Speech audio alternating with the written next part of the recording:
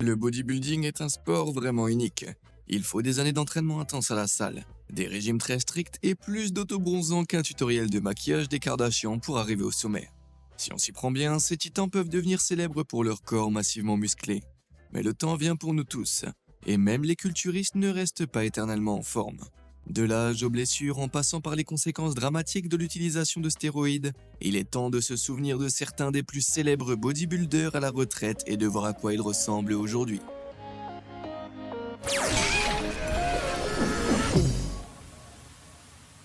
Arnold Schwarzenegger. Nous commençons très fort, avec le seul et unique Arnold Schwarzenegger. S'entraînant durement depuis l'âge de 15 ans, Arnie était déterminé à devenir le plus grand culturiste du monde, ce qui impliquait de remporter le titre convoité de Mister Olympia. Créée en 1965 et toujours en cours aujourd'hui, cette compétition annuelle voit les plus grands et les meilleurs bodybuilders professionnels du monde entier s'affronter sur la scène principale. Arnie est arrivé deuxième lors de ses débuts à l'Olympia en 1969, mais il est revenu en 1970 pour remporter la première place, ce qui a fait de lui le plus jeune vainqueur de Mister Olympia à seulement 23 ans. Il a remporté le titre prestigieux 7 fois au cours des années 70, en concourant avec des poids allant de 100 à 110 kg avec une poitrine de 144 cm et des bras de 55 cm. Mais ces gains n'étaient pas entièrement naturels. Arnie a été très ouvert sur son utilisation de stéroïdes anabolisants, un type de médicament qui augmente la masse musculaire et diminue la graisse pour améliorer les performances et l'apparence. Bien que ce soit avant que les stéroïdes ne soient interdits par de nombreuses associations sportives dans les années 90. Néanmoins, l'apparence étonnante d'Arnie lui a valu de nombreux rôles au cinéma, notamment dans des classiques des années 80 comme Conan le Barbare et Terminator. Il était inarrêtable. Enfin presque. En 1997, il a subi une opération à cœur ouvert et les médecins lui ont conseillé de réduire l'intensité de son entraînement. Puis il a occupé le poste de gouverneur de Californie de 2003 à 2011 et l'entretien des méga-muscles n'était donc plus sa principale priorité. Les paparazzis ont donc passé des années à essayer de capturer son physique déclinant. Mais à l'âge de 74 ans, tu peux voir qu'Arnie est toujours en forme. 40 ans après avoir pris sa retraite du bodybuilding, il continue de pousser régulièrement de la fonte dans sa salle de sport privée à son domicile en faisant des tractions avec des barres hantées et des flexions des biceps de 51 kg. J'ai moins de la moitié de cet âge et même moi je ne pourrais pas le faire. Quelle icône. Tu pourras peut-être pas soulever des poids comme grand-père Schwarzy, mais tu peux tester ta force contre les boutons j'aime et s'abonner ci-dessous. Tu les as trouvés? Nickel. Maintenant, quelle est notre montagne de muscles suivante?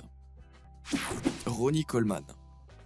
Peu de bodybuilders peuvent rivaliser avec les 7 victoires d'Arnie au Mister Olympia, mais il y a un homme qui peut lui donner du fil à retordre. Ronnie Coleman, surnommé à juste titre le King, ne s'est pas contenté d'égaler le record d'Arnie, il l'a battu. Avec 8 victoires à Mister Olympia, il est à égalité avec la légende Lee Haney pour le plus grand nombre de victoires à Mister Olympia de l'histoire. Et il n'est pas difficile de comprendre pourquoi. Avec un poids de compétition d'environ 135 kg, une poitrine de 152 cm et des biceps de 60 cm, cet homme était un monstre aux proportions épiques. Cependant, comme Arnie, Ronnie a également admis avoir utilisé des stéroïdes à l'époque où c'était encore légal. Il voulait absolument être le meilleur, mais cela a eu ses propres conséquences. Son régime d'entraînement brutal a poussé son corps à la limite absolue, laissant Ronnie avec une litanie de blessures graves telles que des hernies discales et une compression sévère de la colonne vertébrale. En 2020, à l'âge de 56 ans, il avait subi non pas une ni deux, mais 13 opérations chirurgicales distinctes sur sa colonne vertébrale ainsi qu'une prothèse de hanche. Les dommages étaient si importants que les médecins craignaient qu'il ne puisse plus jamais marcher.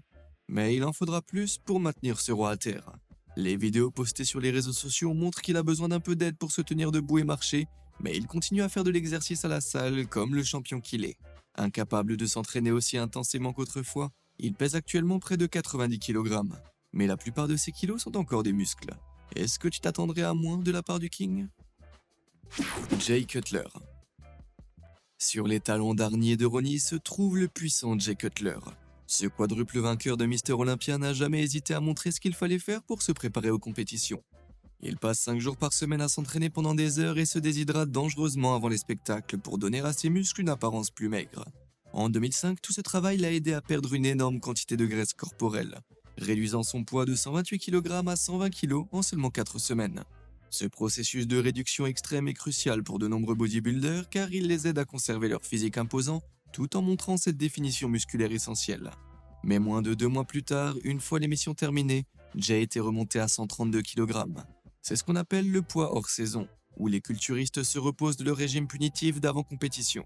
Ils mangent plus, boivent plus et ne s'entraînent pas aussi intensément. Cependant, cette image choquante est apparue sur internet vers 2014, montrant apparemment Jay méconnaissable et énorme pendant la saison morte. Heureusement, ce n'était que le travail photoshopé de quelques jaloux qui avaient essayé de faire croire que le poids de Jay était plus potelé que massif. En réalité, il portait sa carcasse de près de 135 kg comme ceci, avec un peu plus de graisse corporelle. Aujourd'hui, à 48 ans, Jay a conservé la majeure partie de sa masse monstrueuse. Même s'il est à la retraite, il n'est peut-être plus aussi gros qu'avant. Mais si jamais je ressemblais à cela en approchant la cinquantaine, que ce soit de près ou de loin, je serais plutôt ravi. Dave Palumbo. Dave Palumbo est un homme bien connu dans le monde du bodybuilding, mais pas pour les meilleures raisons. À son apogée, cet athlète d'1m80 pesait plus de 135 kg et a participé à des compétitions nationales aux États-Unis de 1990 à 2004. Son corps sérieusement déchiqueté présentait des caractéristiques vraiment massives, notamment son énorme ventre. On pense qu'il s'agit d'un effet secondaire d'un agent anabolisant appelé hormone de croissance humaine ou HGH, une substance interdite dans de nombreux sports. Elle stimule la croissance des tissus dans le corps, augmentant la masse musculaire et améliorant artificiellement les performances athlétiques. Mais quand je parle de tissus, je parle de tous les tissus, y compris ceux de tes organes. Les médecins ont observé que les athlètes qui abusent de l'HGH peuvent souffrir d'une hypertrophie du cœur et d'un gonflement des intestins. Ces derniers phénomènes étant censés donner à ton intestin cet aspect étrangement gonflé. Bien qu'ils ne sachent pas avec certitude ce qui cause cela, ce n'est pour l'instant qu'une théorie. Mais avec l'un des intestins les plus volumineux du monde du bodybuilding, la maladie a été baptisée palumbolisme. Ce n'est pas le titre que Dave voulait gagner. Il a arrêté la compétition en 2004, mais a continué à s'entraîner à moindre intensité dans les années qui ont suivi. Au fil des ans, ses gains colossaux ont diminué, et à 53 ans, il a fièrement montré son ventre étonnamment plat. C'est vrai, son ventre rebondi avait complètement disparu. Bien que le verdict ne soit pas encore connu sur les causes exactes du palumbolisme, Dave a fait un excellent travail en montrant qu'il est possible d'inverser la tendance. Et tout cela en ayant l'air en bonne santé. Quel héros! Tom Platz. Tu le connais peut-être sous le nom de Golden Eagle ou Quadfather, mais le vrai nom de ce gros bras est Tom Platz. Entre 1979 et 1986, Tom a participé à 7 concours de Mister Olympia, en se classant généralement parmi les 10 premiers. Ses cuisses faisaient envier de nombreux bodybuilders, leur plus grande circonférence atteignant 86 cm, ce qui correspond à la taille moyenne d'un homme normal. Tom est devenu célèbre pour ses exercices d'entraînement hilarants et intenses qui poussaient chaque muscle de son corps à la limite. Il était tellement bâti qu'en 1993, à l'âge de 38 ans, il pouvait squatter 23 fois un poids impressionnant de 238 kg. En 2015, Tom avait 60 ans et on pouvait encore le trouver à la salle en train de soulever de la fonte. Or, en vieillissant, notre capacité à développer et à maintenir la masse musculaire diminue parce que la production naturelle de testostérone de notre corps ralentit. La testostérone est essentielle pour synthétiser les protéines qui constituent les muscles. Il est donc tout à fait naturel d'arrêter de gagner des quantités folles de muscles en vieillissant. Mais il semble que le corps de Tom n'ait pas retenu ce mémo, car à 65 ans, il pouvait encore se vanter d'avoir des cuisses sérieusement déchiquetées. On ne l'appelle pas le Quadfather pour rien. Aujourd'hui, alors qu'il approche les 70 ans, tu peux encore le trouver en train de se défoncer à la salle. Ce qui prouve que tu peux conserver ton physique si tu t'y mets. Flex Wheeler. Flex par son nom et Flex par sa nature, Kenneth Flex Wheeler est une légende américaine du bodybuilding. Participant à plus de 30 compétitions professionnelles de bodybuilding entre 1993 et 2017, il est largement considéré comme l'un des plus grands bodybuilders de tous les temps. S'il a commencé tout naturellement, il s'est lui aussi tourné vers les stéroïdes pour prendre l'avantage sur la concurrence, mais ça n'a pas été facile. Dans des interviews, il décrit comment les stéroïdes lui ont fait prendre un énorme poids de 135 kg en seulement un mois, soit près de 450 grammes par jour. Bien qu'il ait concouru avec un poids énorme de 108 kg, avec des cuisses incroyablement impressionnantes de 78 cm, ça n'a pas été suffisant pour décrocher le titre de Mister Olympia, le laissant à la 2e et à la 3e place à de nombreuses reprises.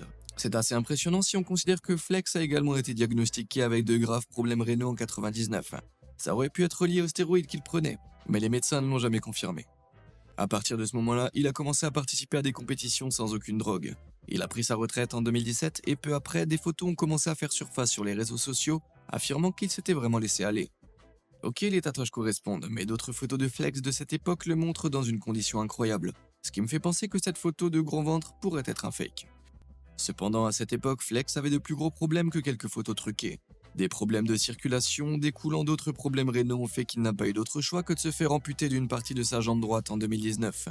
Mais ça l'a pas arrêté. Aujourd'hui âgé de 56 ans, même sans jambes, il se rend toujours à la salle de sport pour soulever de la fonte et rester en forme. C'est ce que t'appelles un flex massif.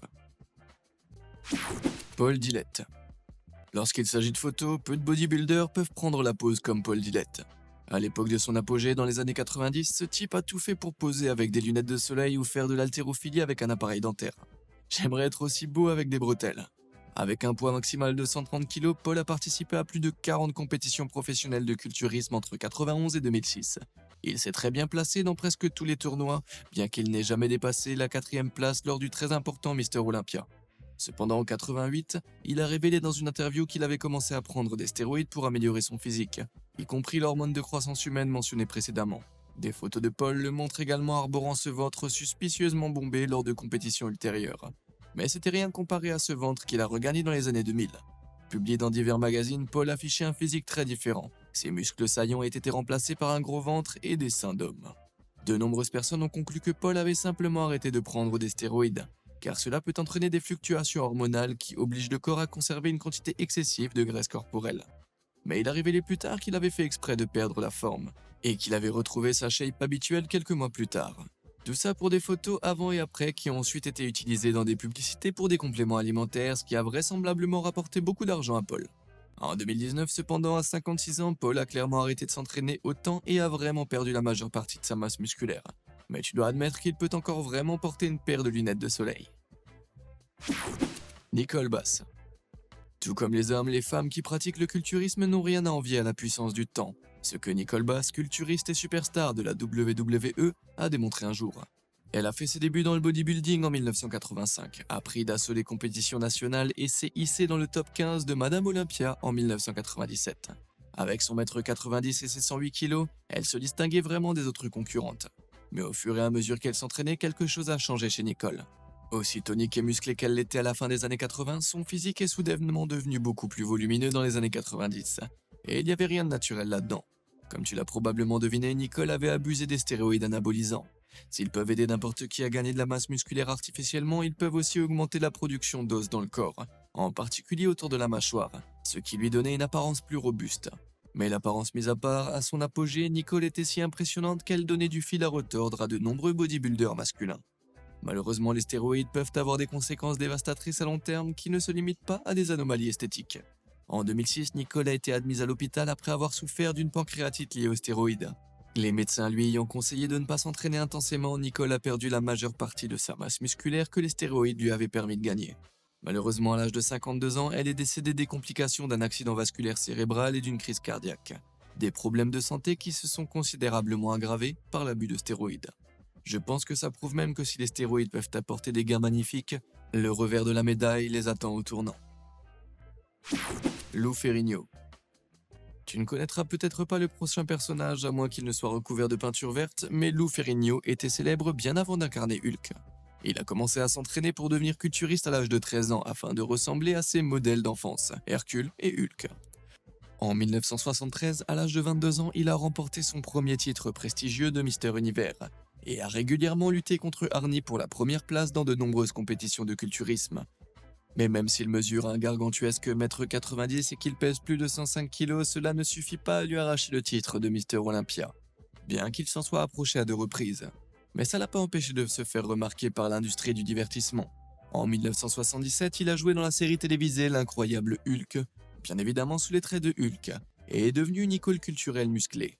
Il s'est retiré du culturisme en 1995, mais il n'a pas cessé de travailler sur lui-même. Il a récemment publié quelques photos de son corps sur les réseaux, montrant son physique incroyablement bien taillé. Mais peux-tu deviner l'âge qu'il avait ici? 50, peut-être 55 à la rigueur? Et non, 67.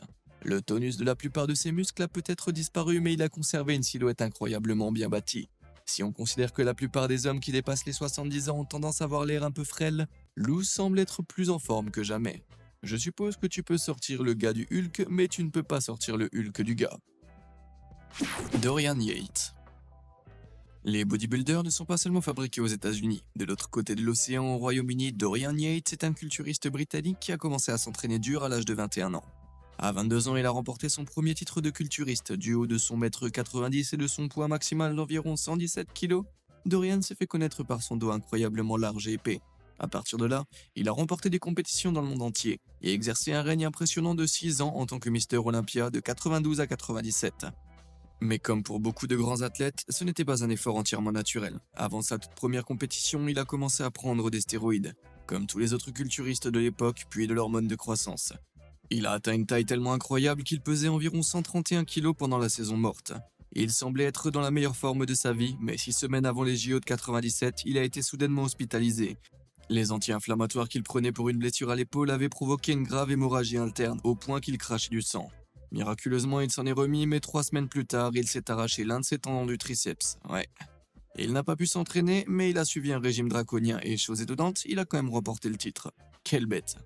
Malgré une intervention chirurgicale importante, sa blessure s'est aggravée et il a décidé de prendre sa retraite. La mécanique de son corps étant fortement altérée, il ne peut plus s'entraîner comme avant, mais ça l'a pas empêché de rester en forme. À 59 ans, Dorian a perdu beaucoup de masse. Mais il conserve son physique en forme grâce à d'autres formes d'exercice comme le vélo et le yoga. Ses muscles sont peut-être plus aussi énormes qu'avant, mais choisir de prendre soin de sa santé plutôt que de continuer à s'entraîner dans la douleur juste pour l'esthétique, c'est vraiment une grande décision. Jean-Pierre Fuchs. Dans les années 90, Jean-Pierre Fuchs est devenu une star sur la scène internationale du bodybuilding. Connu comme l'un des premiers monstres de masse, ce spécimen suisse impeccable a fait ses débuts en 93 et a participé à des compétitions en tant que culturiste professionnel 3 ans plus tard. À son poids max en compétition, il atteignait la somme étonnante de 117 kg et était une étoile montante dans le monde de la fonte. Mais en 2002, alors qu'il n'avait que 34 ans, il a tenté de faire un squat de 306 kg pour une séance de photos dans un magazine qui a très mal tourné. Il est tombé brutalement avec les poids, s'est écrasé les genoux au sol et s'est blessé à la cuisse gauche et s'est déchiré les ligaments de la rotule droite.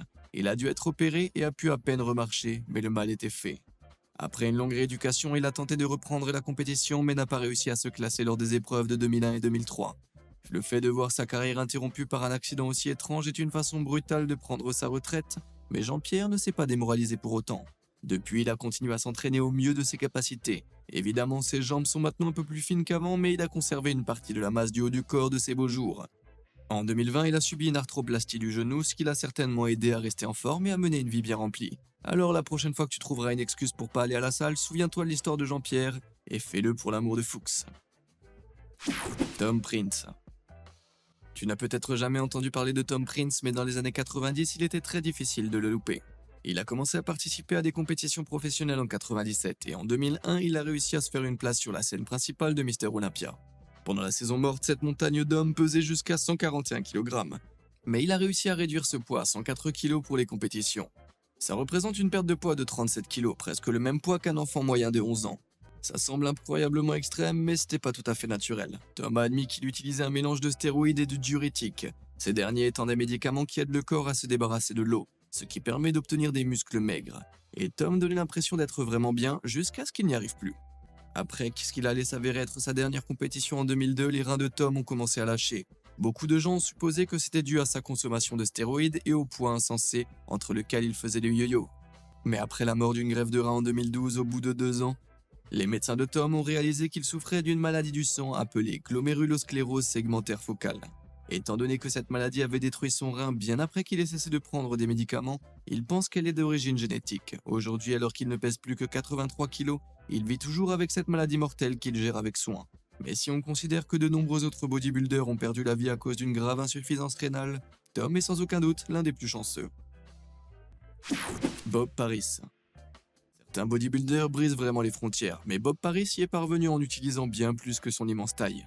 Il a commencé à concourir en 1981 et a choqué la communauté des culturistes en remportant les titres de Mister America et Mister Universe avant d'entrer dans les ligues professionnelles à l'âge de 23 ans seulement.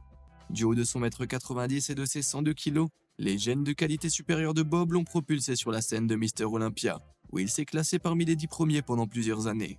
À l'époque, il était l'un des rares bodybuilders à se prononcer contre l'utilisation des stéroïdes, mais la question de savoir s'il mettait réellement en pratique ce qu'il prêchait a été débattue pendant des dizaines d'années. Cependant, en 1989, il a lâché une véritable bombe dans la presse. Il a courageusement révélé qu'il était gay. De nos jours, ce ne serait pas vraiment une grande nouvelle. Mais Bob a été le tout premier athlète professionnel masculin actif, tout sport confondu, à faire son coming out dans les médias. Et à partir de ce moment-là, il est devenu une icône à plus d'un titre. Il s'est retiré du sport en 91 afin de poursuivre ses autres rêves, comme celui d'être acteur, mannequin et écrivain. Même s'il ne s'entraîne plus intensément, il aime toujours se maintenir en forme grâce à d'autres méthodes comme le yoga. Son physique est maintenant tellement aminci qu'il est presque impossible de penser qu'il a été un jour culturiste. Je veux dire, il ressemble à n'importe quel autre gars dans la rue. Et tu peux deviner quel âge il a maintenant? 40? Peut-être 50 à la rigueur? Non, il a 61 ans. Ouais, je crois que je vais commencer à faire du yoga. Frank Zane. Peu d'hommes dans l'industrie du culturisme inspirent le respect absolu que mérite le vétéran Frank Zane. Cet homme n'était pas un géant poids lourd comme Arnie, Ronnie ou Jay, mais il a tout de même réussi à en remporter 3 titres de Mister Olympia.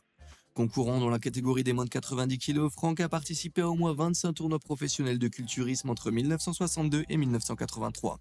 Ainsi, ce mec soulevait de la fonte avant même qu'Arnie n'ait des poils sur le torse. Cependant, il a toujours participé à des compétitions en pesant moins de 90 kg, car il affirmait qu'il n'avait jamais réussi à prendre du poids. Il a donc progressivement affiné son corps, participant à 5 tournois de Mister Olympia avant de remporter son premier titre en 77. Son règne a duré jusqu'en 79, après quoi, un accident à son domicile lui a fait perdre près de 6 kg de masse musculaire. Il a continué à participer aux compètes, mais il n'a plus jamais pu prétendre à la première place tant convoitée. Il a pris sa retraite après son dernier spectacle en 83, mais il n'a jamais cessé de s'entraîner. À 65 ans, Frank n'a pas l'air d'avoir vieilli. Ses cheveux gris l'ont peut-être trahi, mais regarde le tonus de ses cuisses et de son torse. Il ne déparierait pas sur une personne de 30 ans. À l'âge de 71 ans, il arborait encore une série d'armes massives. Mais le temps vient pour nous tous, et à l'âge admirable de 79 ans, Frank semblait finalement avoir perdu une masse musculaire étonnante. Malgré tout, il continue à faire de la muscu, éduquant les enfants sur Insta sur la façon de faire des curls haltères et des curls inclinés dans les règles de l'art. Bon sang, à environ 80 ans, ce type a toujours une meilleure forme que la plupart des sportifs de 20 ans. Je sais pas ce qu'il en est pour toi, mais ça m'a motivé à aller à la salle. Lequel de ces avant et après t'a le plus surpris et lequel t'a vraiment inspiré? Dis-le moi dans les commentaires ci-dessous. Et comme d'habitude et jusqu'à la prochaine fois, merci de nous avoir suivis.